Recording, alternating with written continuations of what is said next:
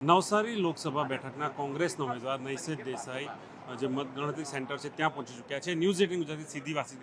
નૈસેજભાઈ, શું સ્થિતિ છે? દાવો કરી રહ્યા છે 10 લાખ મતોથી જીતી રહ્યા છે। એમનો દાવો શરૂઆતથી જ છે 10 લાખ મતે જીતવાનો। ટીવી 18ની પરમિશન નહીં લીધી, એ તો 18 લાખ મતે જીતતે। પણ તમે વિચાર કરો, મેં હમણાં બી કહ્યું સાહેબ કે જેટલા બી મતદારો કુલ છે તો એ મતદારોમાં ઓરિજિનલ તો 50% મતદારોએ મતદાન કર્યું, એટલે 75% 80% મતદાન ન થયું, કારણ કે કોઈ મતદારો અમારી પક્ષે બી એવા નહોતા, એમના પક્ષે બી નહોતા, પણ એમણે લીડ વધારે લેવા માટે, 10 લાખ લીડ લેવા માટે એમણે 10% વોટ છેલ્લા 2 કલાક દરમિયાન બોગસ નખાવ્યા, કારણ કે અમારી પાસે યુવા કાર્યકર્તાઓનો બૂથો પર અભાવ રહ્યો, સંખ્યા ઓછી રહી, કારણ કે 35 વર્ષથી એમની પાસે સત્તા અને શાસન છે।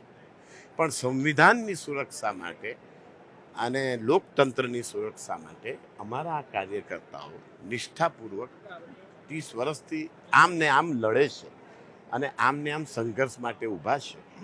પાટીલ સાહેબે 15 વર્ષમાં કોઈ વિકાસ કર્યો નથી, છતાં લોકોએ એમનામાં વિશ્વાસ મૂક્યો। અમારો એમની સામે સંઘર્ષ ચાલુ છે, ચાલુ રહેશે, અને અમારી લડાઈ એમની અસમાનતા સામે અને એમની જે બોગસ પ્રચાર છે, વિકાસ છે નહીં આ નવસારીમાં, છતાં મતદારો એમને મત આપ્યા, એટલે એમને વિજય બદલ તો અભિનંદન।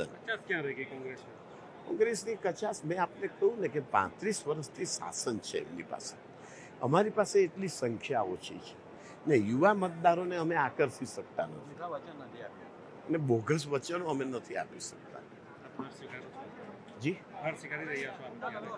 હાર તો મેં સાહેબ, હાર જીતની વાત મેં કદી કરી જ નહોતી, પહેલેથી શરૂઆતથી મેં હાર જીતની વાત કદી કરી નહોતી। મેં થોડા દિવસ પહેલાં બી કહ્યું હતું કે એઓ આસાનીથી જીતી શકે એમ હતા, છતાં એમણે બોગસ વોટિંગ કર્યું, એ એમણે એમનો પરિચય આપ્યો, એટલે એમને અભિનંદન। હવે એવો કામ કરે અને નવસારીનો સાચો સમાન વિકાસ કરે, અને નહીં કરશે તો અમારું સંઘર્ષ એમની સામે ચાલુ રહેશે કાયમ માટે। લગાવી રહ્યા છો સીઆર પાટીલ પર કે એમણે બોગસ મતદાન કરાવ્યું? જો સીઆર પાટીલે પહેલા તો સુરત લોકસભાનું ઉમેદવારી પત્રક રદ કરાવ્યું, પણ હું એમનો આભાર માનું કે એમણે મારું ઉમેદવારી પત્રક મંજૂર કરાવ્યું।